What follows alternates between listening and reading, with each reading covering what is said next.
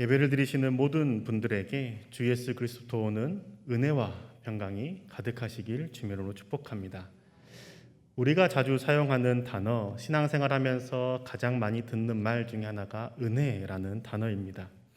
그리스도인들끼리 서로 인사할 때에도 은혜 가득한 하루 되세요. 혹은 하나님의 은혜가 가득하시길 축복합니다 라고 말합니다.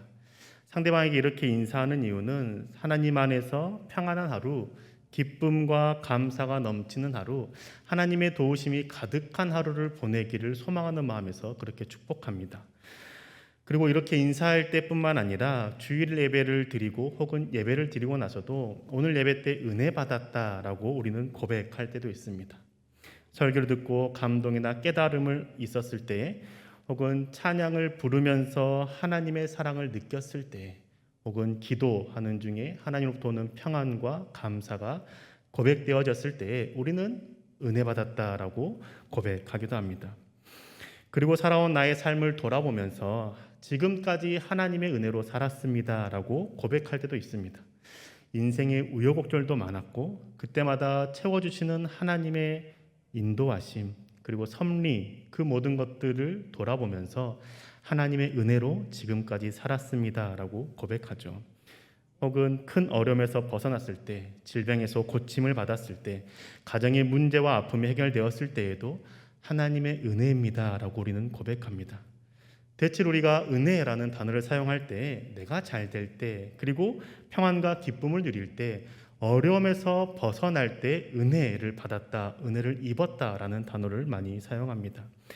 물론 잘 되는 것과 상관없이 모든 것이 하나님의 은혜입니다라고 고백하는 신앙도 있습니다. 이처럼 우리가 신앙의 여정을 걸어갈 때 은혜라는 단어를 자주 사용하고 하나님의 은혜입니다라고 고백하기도 합니다. 오늘 성도님들께서는 오늘 하루 하나님의 은혜가 가득한 하루를 보내셨나요? 네. 저는 이번 달에 은혜라는 주제에 대해서 묵상하며 말씀을 준비할 때 성경에서 말하는 은혜가 무엇일까에 대해서 고민하기 시작했습니다. 우리가 일상에서 신앙생활하면서 사용하는 은혜가 아니라 성경에서 말하는 은혜가 과연 어떤 의미로 쓰여질지가 저에게는 궁금해졌습니다. 그래서 은혜라는 단어를 가장 많이 사용했던 인물, 바울의 인물을 좀 조명하면서 바울이 하나님의 은혜를 언제 고백했고 어떤 의미로 사용했는지를 함께 살펴보고자 합니다. 바울은 편지를 쓸 때마다 은혜와 평강이 있기를 원한다라는 이 말을 편지의 서두와 편지의 끝부분에 항상 사용했습니다. 오늘 우리가 읽은 고린도전서에서도 마찬가지입니다. 고린도전서 1장 3절의 말씀입니다. 하나님, 우리 아버지와 주 예수 그리스도로부터 은혜와 평강이 있기를 원하노라. 아멘. 편지의 서두에 썼을 뿐만 아니라 편지의 말미에도 동일하게 은혜라는 단어를 사용하며 마무리합니다. 고린도전서 16장 23절의 말씀입니다. 주 예수 그리스도의 은혜가 너희와 함께하고. 바울이 쓰는 모든 서신서에는 이처럼 서두와 말미에 하나님의 은혜 혹은 그리스도의 은혜가 너희와 함께 있기를 원한다라는 이 축복의 말이 담겨져 있습니다. 그럼 바울이 과연 어떤 마음으로 성도들에게 하나님의 은혜가 있기를 축복하고 권면하고 소망했을까요? 바울이 고백하는 이 은혜에 대해서 우리가 먼저 살펴봐야 바울이 어떤 상황에서 하나님의 은혜를 경험했는지, 하나님의 은혜라고 말하는지에 대해서 우리가 알아야 그 바울의 의미, 바울이 사용하는 은혜라는 단어의 의미를 우리가 알 수 있을 겁니다. 고린도전서 15장 10절 상반절의 말씀입니다. 그러나 내가 나된 것은 하나님의 은혜로 된 것이니 내게 주신 그의 은혜가 헛되지 아니하며. 아멘. 바울은 내가 나된 것은 하나님의 은혜다라고 고백합니다. 그리고 이 은혜가 헛되지 않는다라고 고백합니다. 바울이 고백을 누구에게 하고 있습니까? 고린도 교회 성도들에게 내가 나된 것은 하나님의 은혜다라고 고백합니다.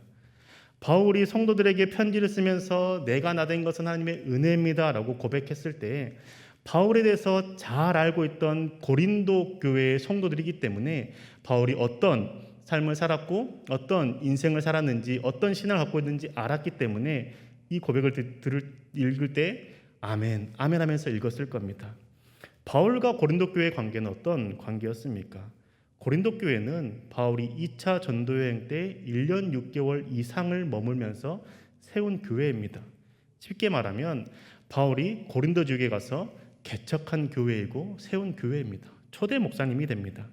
그리고 바울이 고린도 교회에 편지를 쓰는 이 시점은 바울이 고린도 교회를 떠난 이후 3년 정도가 지난 후였습니다. 즉 바울과 함께 2년 가까이 고린도 교회에서 신앙생활했던 성도들이 바울이 떠난 지 3년 정도밖에 되지 않았기 때문에 바울의 가르침, 바울의 삶, 바울이 하나님 앞에서 어떻게 신앙생활했는지에 대해서 다 기억이 생생했을 겁니다. 자신을 잘 아는 성도들에게 바울이 지금 고백합니다. 나의 나된 것 하나님의 은혜다라고 고백합니다. 이 고백을 어떤 마음으로 했을까요? 지금 내가 사도로서 많은 교회를 세우고 하나님의 복음을 전하는 사도로서 당당하고 멋지게 살아가는 지금 내 모습이 하나님의 은혜다라는 마음으로 고백했을까요? 나는 다른 사도들에게 인정받는 자로서 부끄러움없는 삶을 살아가고 있다는 그 당당함으로 나의 나된 것이 하나님의 은혜다라고 고백했을까요? 저는 그렇지 않다라고 생각합니다. 바울이 지금 내가 나된 것은 하나님의 은혜입니다라고 고백하는 이 마음은 하나님과 가까워질 수 없었던 내가 하나님과 가까워질 수 있게 된 것이 하나님의 은혜입니다라는 마음으로 고백했다는 겁니다. 바울이 이 고백을 하기 전에 무엇이라고 말했습니까? 고린도전서 15장 9절의 말씀입니다. 나는 사도 중에 가장 작은 자라. 나는 하나님의 교회를 박해하였으므로 사도라 칭함받기를 감당하지 못할 자니라. 아멘. 바울은 하나님을 대적하는 자의 삶을 살았다라고 말합니다. 바울은 부활하신 예수 그리스도를 만나기 전까지는 교회를 핍박하고 그리스도인들을 붙잡아 옥에 가두는 삶을 살았습니다. 자신 예수 그리스도를 믿기 전에 있었던 그 삶이 너무나 부끄럽기 때문에 감히 자신을 사도라고 부르기는 것조차도 감당할 수 없다라고 고백합니다. 하나님을 대적하며 그리스도와 등짐에 살았던 내가 예수 그리스도를 전하고 그리스도를 본받는 자로 살아갈 수 있게 된 것이 오직 하나님의 은혜다라고 고백하는 겁니다. 바울이 지금 고린도 교회 성도들에게 내가 나된 것은 하나님의 은혜다라고 고백하는 것은 너희들에게 본받을 만한 자로 살아가기 때문에 당당하고 자랑스럽게 고백하는 그 고백이 아닙니다. 바울은 자신이 잘 되는 것, 다른 사람들보다 더 본이 되는 삶을 살아가는 것, 다른 사람들의 부러움의 삶을 살아가는 것, 많은 교회를 개척하고 세웠고 잘 가르치는 것, 이것이 하나님의 은혜다라고 고백하지 않습니다. 바울은 자신의 노력으로 자신의 능력으로 사도가 되고 많은 교회를 세웠다라고 자랑하지 않습니다. 교회를 박해했던 삶, 그리스도를 대적했던 삶, 하나님을 무시하며 살았던 삶이 주님의 은혜로 말미암아 구원받고 그리스도를 닮아가며 주님을 전하는 자의 삶을 살아간 것이 하나님의 은혜입니다라고 고백하는 겁니다. 바울이 고백하는 하나님의 은혜는 내가 남들에게 인정받는 삶, 편안한 삶, 보기에 멋진 삶을 살아가는 것이 아니라 하나님을 거역하던 자리에서 하나님께 순종하는 자리로 옮겨진 것을 감사하며 고백했던 것이죠. 바울이 항상 편지 처음과 끝에 성도들에게 너희들에게 하나님의 은혜가 그리스도의 은혜가 가득하기를 원한다, 축복한다라고 권면했던 이유는 너희들이 하나님을 대적하는 삶에서 벗어나서 하나님을 가까이 하는 삶, 그리스도를 친밀히 하는 삶을 살아가기를 원한다라는 마음으로 그 축복의 메시지를 전했던 겁니다. 바울이 고백하고 축복하는 이 하나님의 은혜, 저와 성도님들은 지금 누리고 계십니까? 하나님의 은혜 안에 산다라고 고백하실 수 있습니까?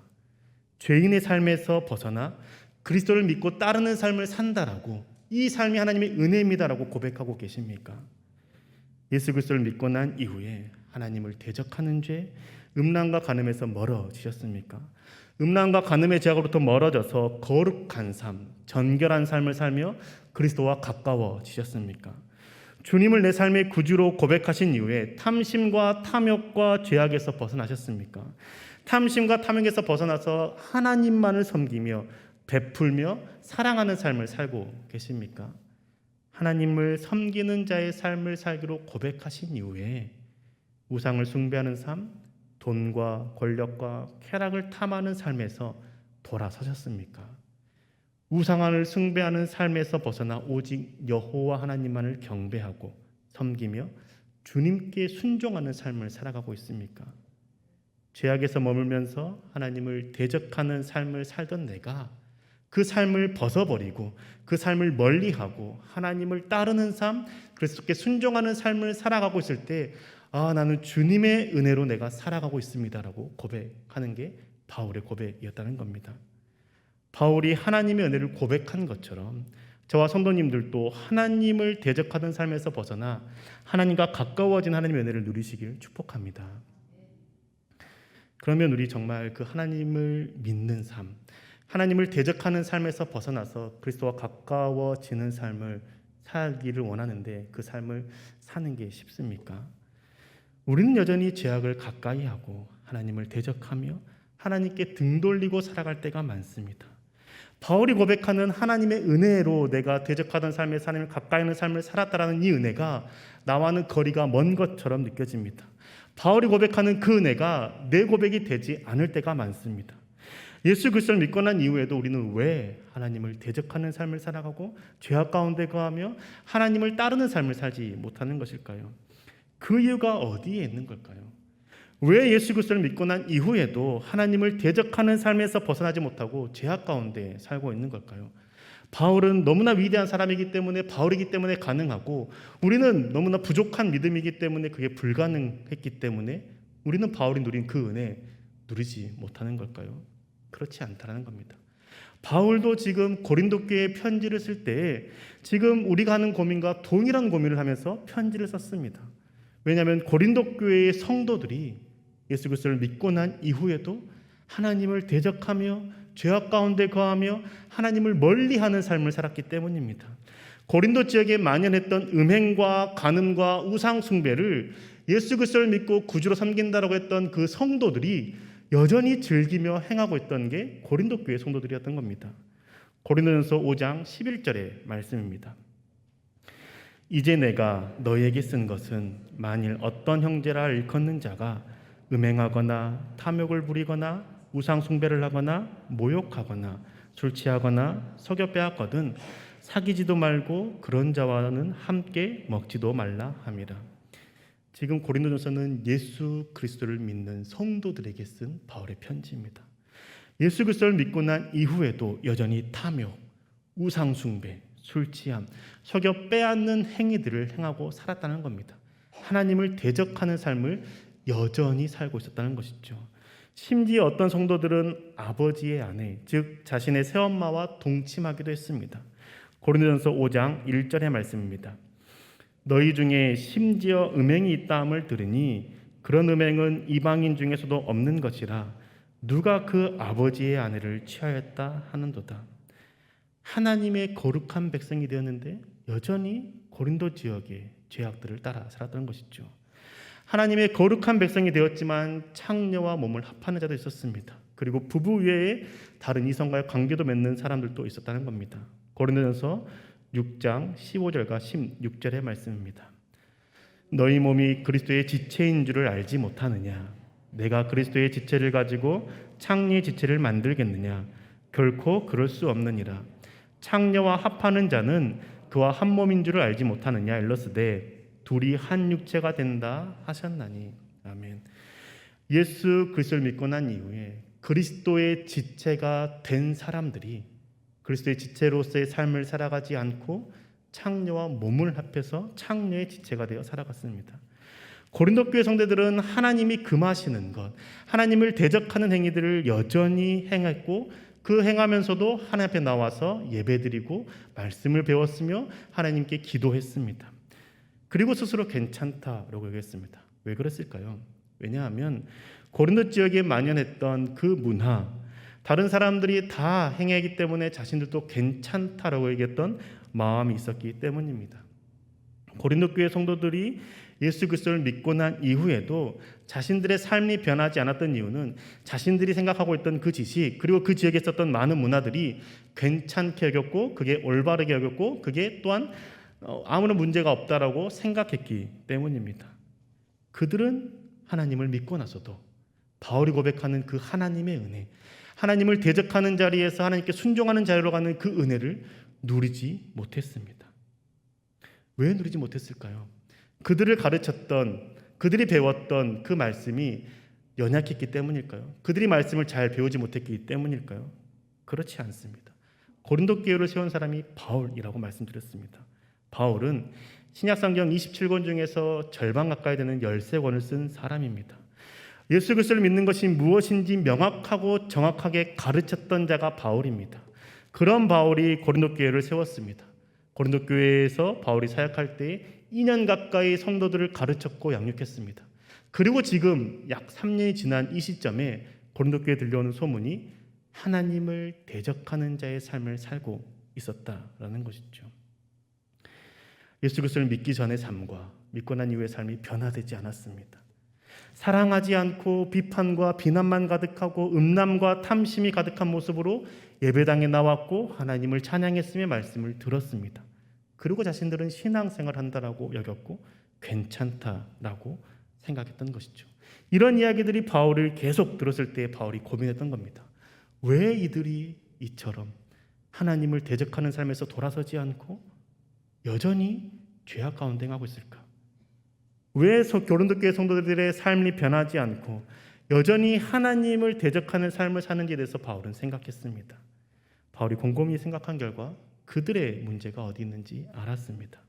고린도 교회의 성도들이 바울이 가르쳤던 그 가르침, 바울이 전했던 그 복음 온전히 믿지 않고 그대로 믿지 않고 자신이 갖고 있던 지식, 그 당시에 있었던 문화의 이해를 가지고 해석하고 나름대로 믿었기 때문입니다. 그 당시 만연했던 헬라 문화의 삶과 지식을 바탕으로 하나님의 말씀을 해석하고 이해했기 때문입니다. 그래서 바울은 고린도 교회 성도들에게 편지를 쓰면서 잘못된 점들을 지적하고 마지막 즈음에 다시 한번 강조해서 말하는 게 오늘 우리가 읽은 본문입니다. 고린도전서 15장 1절과 2절입니다. 형제들아, 내가 너에게 전한 복음을 너에게 알게 하노니 이는 너희가 받은 것이요 또 그 가운데 선 것이라. 너희가 만일 내가 전한 그 말을 굳게 지키고 헛되이 믿지 아니하였으면 그로 말미암아 구원을 받으리라. 아멘. 바울이 무엇이라고 말합니까? 내가 전한 그 말을 너희가 굳게 지키고 헛되이 믿지 않았다라면 구원을 받았을 것이다 라고 말하는 겁니다. 고린도 교회 성도들은 바울이 가르쳤던 그 복음 그대로 믿지 않았습니다. 자신들이 알고 있던 지식, 자신들이 배우고 있던 그 문화의 그 철학적인 그 지식들을 배경을 가지고 믿었던 겁니다. 그게 무엇이었습니까? 바울은 몸의 부활을 가르치고 예수 그리스도가 죽은 자 가운데서 다시 살아나셨으며 그 육체를 입고 다시 부활했다라고 가르쳤지만, 다시 살아났다라고 가르쳤지만, 이때 당시에 있었던 헬라 철학의 영향을 받고 고린도 교회 성도들은 육체의 부활이 아니라 영의 부활만을 믿었다라는 것이죠. 영으로만 부활하신 주님이기 때문에 육체는 쓸모없고 육체는 버려져도 괜찮다라고 여기며 자신이 죽고 난 다음 다시 살아난다면 영으로 주님을 만날 것만 생각했습니다. 헬라 철학을 쉽게 설명드리면 육체는 부정하고 썩어 없어질 것이고 영적인 것만 영원하고 중요하다고 믿는 사상입니다. 예수 그리스도를 믿기 전부터 이 헬라 철학의 헬라 문화권에 영향을 받았던 이들은 육적인 것은 부정하다고 생각하고 있었기 때문에 예수의 부활도 몸의 부활이 아니라 영의 부활이라고 생각했던 것이죠. 자신들이 죽고 난 이후에 주님을 만나도 이 육체는 사라지고 영으로만 주님을 만나기 때문에 이 육체 어떻게 하든 괜찮다라고 얘기했던 겁니다. 그래서 어떤 이들은 탐욕과 쾌락을 추구하며 육체의 방탕함을 즐겼습니다. 또 어떤 이들은 이 육체의 부정함을 부인하고자 절대적인 금욕과 절제의 삶을 살아가면서 부부간의 관계도 행하지 않았습니다. 이들은 하나님의 말씀을 듣고 배웠지만 그 당시 세상의 문화, 그들의 철학에 영향을 받은 그대로 말씀을 이해하고 해석했던 겁니다.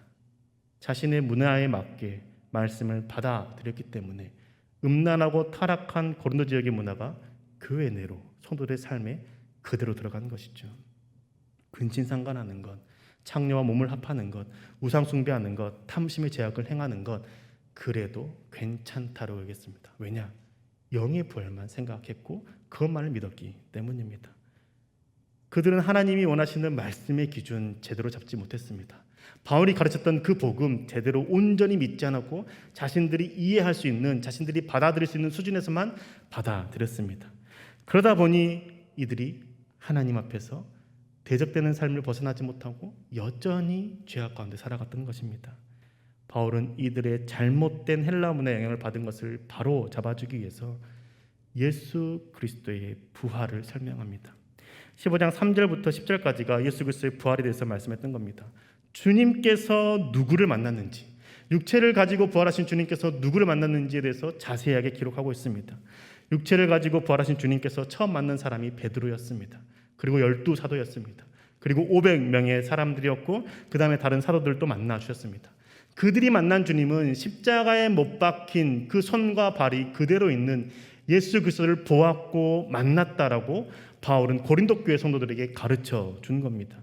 너희들이 생각하는 것처럼 영의 부활만을 믿는 것이 아니라 예수 그리스도의 부활은 육체의 부활이요 몸의 부활임을 다시 한번 명확하게 찝어서 이야기해 준 것이죠. 그리고 이어서 바울도 내가 하나님을 박해하던 자에서 하나님을 전하는 자의 삶을 살 수 있었던 것은 부활하신 주님을 만났기 때문이다라고 고백하는 겁니다. 고린도전서 15장 8절에서 10절의 말씀입니다. 맨 나중에 만삭되지 못하여 난 자 같은 내게도 보이셨느니라. 나는 사도 중에 가장 작은 자라. 나는 하나님의 교회를 박해하였으므로 사도라 칭함받기를 감당하지 못할 자니라. 그러나 내가 나된 것은 하나님의 은혜로 된 것이니 내게 주신 그의 은혜가 헛되지 아니하여 내가 모든 사도보다 더 많이 수고하였으나 내가 한 것이 아니요 오직 나와 함께 하신 하나님의 은혜로다. 아멘. 바울도 부활하신 주님을 만났다라고 고백합니다. 그때 만난 주님께서 자신에게 하셨던 그 말씀, 그것을 온전히 믿고 받았기 때문에 바울이 사도로서의 삶을 살 수 있었던 겁니다. 바울이 그리스도를 박해하러 가던 그 길에 부활하신 예수 그리스도를 만났습니다. 부활하신 예수 그리스도께서 말씀하시기를 무엇이라고 말씀하셨습니까? 나는 네가 박해하는 예수다라고 말씀했습니다. 바울이 부활하신 주님을 만나러 가기 전까지는 예수 그리스도를 믿는 자들이 하나님을 대적하는 자이고 하나님 앞에서 죄를 행하는 자라고 생각했고 믿었습니다. 하나님을 모독하는 자로 여겼습니다. 그래서 그들을 붙잡아 옥에 가두는 것이 하나님을 가까이 하는 삶이며 하나님을 온전히 예배하는 삶이라고 믿었습니다. 그런데 부활하신 주님께서 나타나 말씀하시기를 나는 네가 박해하는 예수다라고 말씀합니다. 그런데 그 말을 들었을 때 바울이 부정하지 않았습니다. 자신이 가지고 있던 생각, 가치관, 이해, 지식 모든 것을 내려놓고 주님께서 말씀하시는 그 말이 맞다라고 고백했습니다. 유대인들의 문화에서 예수 그리스도를 믿는 자들은 부정한 자이고 하나님을 모독하는 자였습니다. 바울은 그것을 듣고 배우고 익혔던 사람입니다. 그런데 하나님께서 말씀하시기를 예수 그리스도를 핍박하고 박해하는 사람이 하나님을 대적하는 자다라고 말씀했습니다. 자신이 가지고 있었던 그 세상의 지식, 그 유대교의 그 학문, 그 모든 걸 다 버리고 예수 그리스도께서 말씀하신 그 말씀이 맞다라고 고백했던 겁니다. 그리고 나서 들려온 음성이 무엇이었습니까? 너는 이방인과 임금에게 내 이름을 전하기 위해 택한 나의 그릇이다 라고 말씀하셨습니다.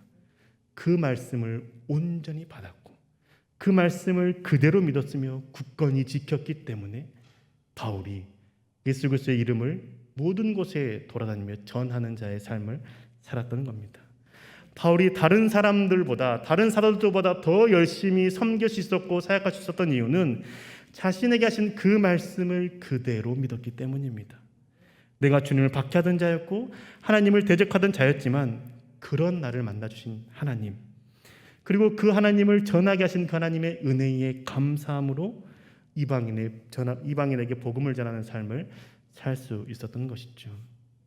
자신의 그 모든 열심은 나를 만나주시고 나를 이끌어주시고 함께 해주신 하나님의 은혜라고 바울은 고백합니다. 바울이 하나님을 대적하는 삶에서 돌아설 수 있었던 것, 그리고 평생을 주님만을 바라보며 주님의 말씀에 순종하며 살 수 있었던 모든 것이 하나님의 은혜입니다라고 바울이 지금 고백하는 겁니다. 바울이 고린도 교회 성도들에게 편지를 쓸 때에도 고린도 교회들의 성도들이 바울처럼 하나님을 대적하는 삶에서 벗어나고 오직 하나님과 함께 가까이 하는 성도의 삶을 살기를 원했습니다. 그렇게 이끄시는 하나님의 은혜를 누리기를 원했습니다. 바울은 하나님의 은혜를 누리며 살 수 있는 길과 방법은 하나님의 말씀을 내가 가지고 있는 지식, 내가 가지고 있는 경험과 생각, 그 당시의 문화를 가지고 해석하지 말고 주님의 말씀을 그대로 믿고 따르는 것이 있다라고 가르친 겁니다. 내가 전한 복음을 그대로 믿고 내가 굳건하게 지켰더라면 구원을 얻었을 것이다 라고 다시 한번 이야기해 준 것이죠. 우리가 하나님의 은혜를 누리며 살기 위해서는 하나님의 말씀을 믿고 그대로 따르는 삶의 훈련들이 필요합니다.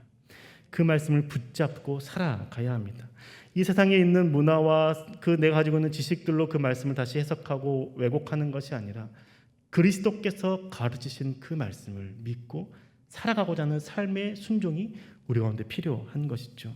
하나님의 말씀을 붙잡고 살 때에 하나님께로 가까이 이끄시는 하나님의 은혜를 경험할 수 있게 되는 겁니다.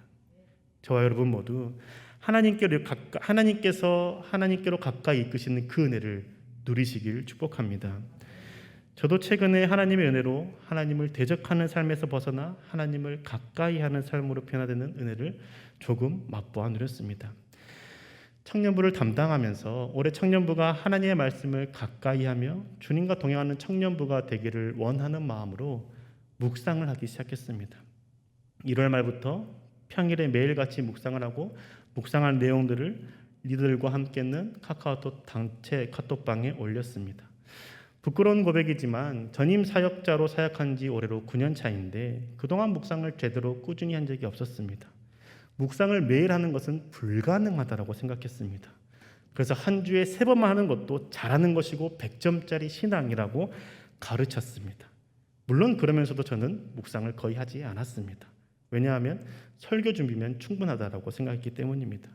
그런데 그런 제가 1월 말부터 묵상을 하기로 결단하고 리더들과 함께 있는 단체 카톡방, 임원들과 함께 있는 단체 카톡방에 묵상한 내용들을 올리고 나누기 시작했습니다. 월요일부터 토요일까지 매일같이 묵상하고 나눴습니다. 물론 가끔 때때로 하지 못할 때도 있지만 그래도 일주일에 하루 이틀을 제외하고는 대부분 해 나가고 있습니다. 하기 싫을 때도 있습니다. 그런데 목회자이기 때문에 임원들과 나눠야 되고 리더들과 나눠야 되기 때문에 억지로 할 때도 있었습니다. 이렇게 꾸준히 하면서 한 달쯤 지난 후에 묵상을 하는데 하나님께서 나의 죄된 모습을 보게 하셨습니다. 나는 죄라고 생각하지 않았고 괜찮다라고 했던 모습이 죄라고 말씀하시면서 하지 않기를 원하신다라는 마음을 주신 겁니다. 제가 죄라고 고백한 것은 다름 아니라 영화를 보는 것이었습니다. 영화 제작사에서 합법적으로 만들어서 영화관에서 상영하는 영화이지만 때로는 여배우의 노출이 심한 영화들이 있습니다. 신체 일부가 그대로 노출되는 것, 그 영화를 보는 것 저는 아무런 문제가 없다고 생각했습니다. 왜냐하면 법이 정한 범위 내에서 촬영되었고 영화관에서 상영되는 영화이기 때문입니다. 제가 영화 보는 것을 좋아하기 때문에 이런저런 영화를 보고 종종 노출이 있는 영화도 보기도 했습니다. 그런데 주님께서 이런 저의 모습이 하나님께서 보시기에 죄라는 마음을 주셨습니다.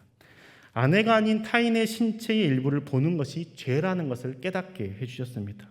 성경이 쓰여진 시대에는 이성의 신체를 볼 수 있는 상황은 불륜이나 음란의 죄를 행할 때에만 가능했습니다.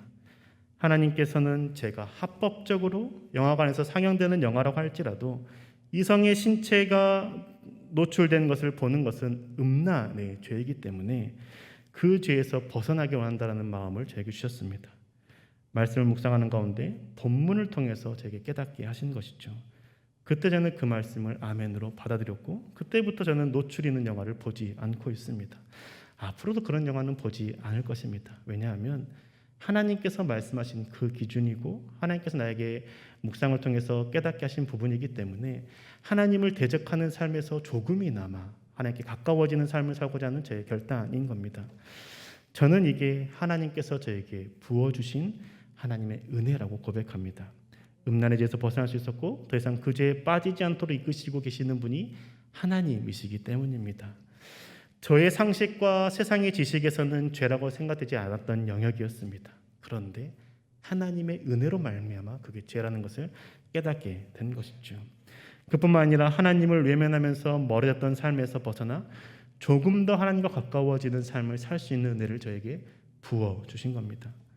말씀을 꾸준히 묵상할 때 부어주신 하나님의 은혜였습니다. 지금 말씀을 듣고 계시는 성도님들은 어떠신가요?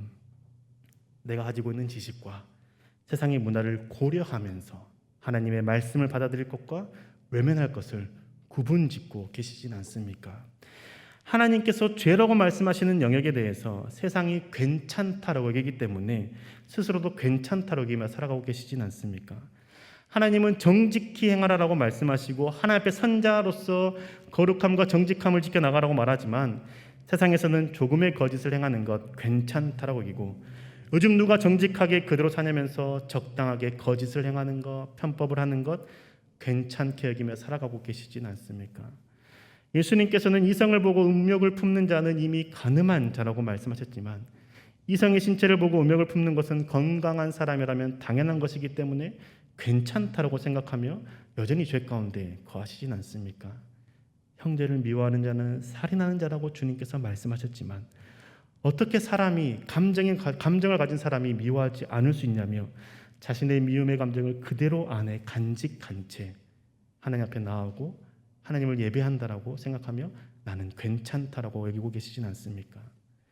우리의 생각과 세상의 문화로 하나님의 말씀을 내 입맛대로 고치며 해석하고 살아갔던 나의 모습이 죄였다라는 것을 깨닫는 것, 그것이 하나님의 은혜입니다. 하나님의 은혜는 내가 하나님을 등지며 살았고 하나님을 대적하며 살았던 삶에서 돌아서 주님께 가까이 나아가는 것, 그게 하나님의 은혜입니다. 바울이 고백하는 하나님의 은혜를 저와 성도님들도 누릴 수 있기를 저는 소망합니다. 사랑하는 여러분, 바울은 고린도 교회의 성도들이 변하지 않고 여전히 하나님과 대적하면서 살아간 이유가 말씀을 그대로 받아들이지 않고 굳건히 지키지 않았기 때문이라고 했습니다. 그 당시 만연했던 문화와 지식을 바탕으로 복음을 이해하려고 하다 보니 육체의 부활은 믿지 않고 영의 부활만을 믿었던 겁니다. 그 결과 고린도 교회의 문화가 그대로 교회 안에 들어오게 됐고 죄악 가운데 행한 삶을 살았던 것이죠. 바울은 하나님의 말씀을 온전히 믿을 때, 그대로 받아들이고 지키고자 할 때 하나님을 대적하던 삶에서 돌아서서 주님을 동행하는 삶을 살 수 있는 하나님의 은혜를 누린다라고 고백했습니다. 하나님과 멀어진 삶에서 변화시켜 하나님께로 가까이 나아가게 하시는 하나님의 은혜 경험하길 원하십니까?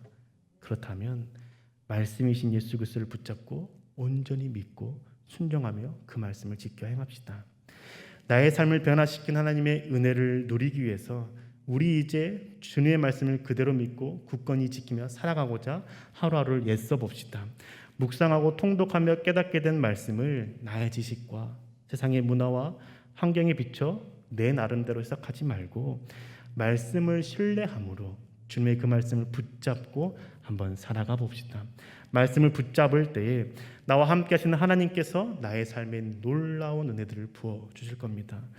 온전히 주님의 은혜에 사로잡히는 경험, 그래서 죄로부터 멀어지고 내가 죄로 여기지 않았던 것들이 죄라는 것을 깨닫게 되고 하나님께로 더 가까이 나가고 하나님을 붙잡는 삶을 사는 그 은혜를 누리게 하실 겁니다.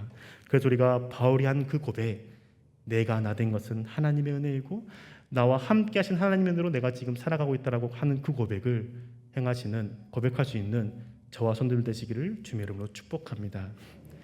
함께 결단한 마음으로 찬양하기 원합니다.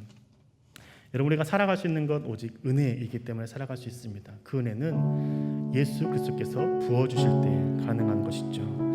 여러분, 주님 앞에 나아갈 때 주님만을 붙잡고 살아가겠다는 고백하는 마음으로 결단한 마음으로 함께 시간 찬양하며 나아가기 원합니다.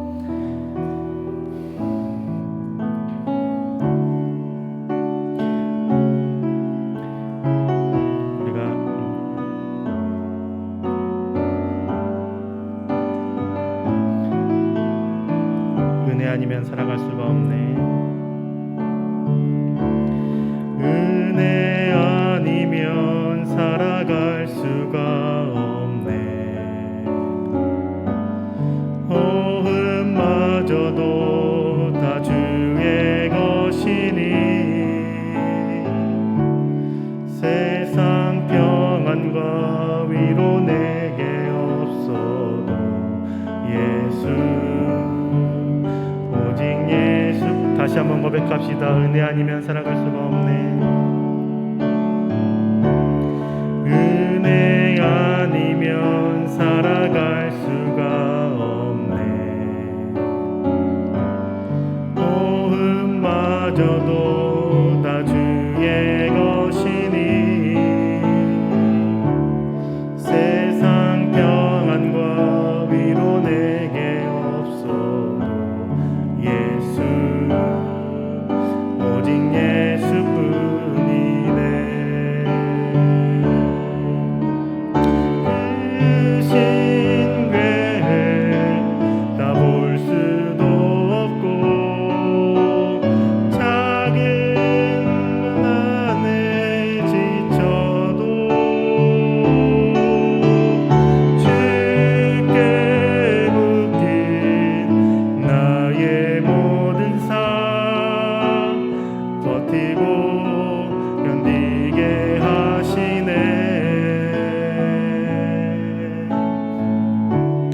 은혜 아니면 살아갈 수가 없네. 나의 모든 것 다 주께 맡기니 참된 평안과 위로 내게 주신 분 예수 오직 예수뿐. 크신 계획 다 볼 수도 없고 크신 괴해 다 볼 수도 없고 작은 건 안에 지쳐도 주께 묶인 나의 모든 삶 버티고 견디게 하시네. 은혜 아니면 살아갈 수가 없네. 나의 모든 것 다 주께 맡기니 참된 평안과 위로 내게 주신 주 예수 오직 예수뿐이네. 이 시간 함께 기도합시다. 기도할 때 주님, 내가 하나님의 그 은혜를 누리는 자가 되길 소망합니다. 하나님의 그 은혜, 내가 죄악 가운데서 벗어나고 하나님을 대적하는 삶에서 멀어지며 하나님께 순종하는 삶, 하나님과 가까워지는 그 삶을 사는 은혜 누리길 소망합니다. 주님, 주님께서 함께 하셔서 내가 이제 내 생각과 내 지식과 세상의 문화를 통해 하나님의 말씀에 잣대를 대고 내가 지킬지 말지를 결정했던 그 모든 것들 내려놓게 해주시고 오직 주의 말씀을 그대로 받아 온전히 지킴 행하는 삶을 살아갈 때 주님, 주님의 그 은혜 누리게 하셔서 내가 주와 동행하는 삶, 주와 함께하는 삶을 살 수 있도록 축복해달라고 함께 시간 주의 이름 부르시고 기도하겠습니다.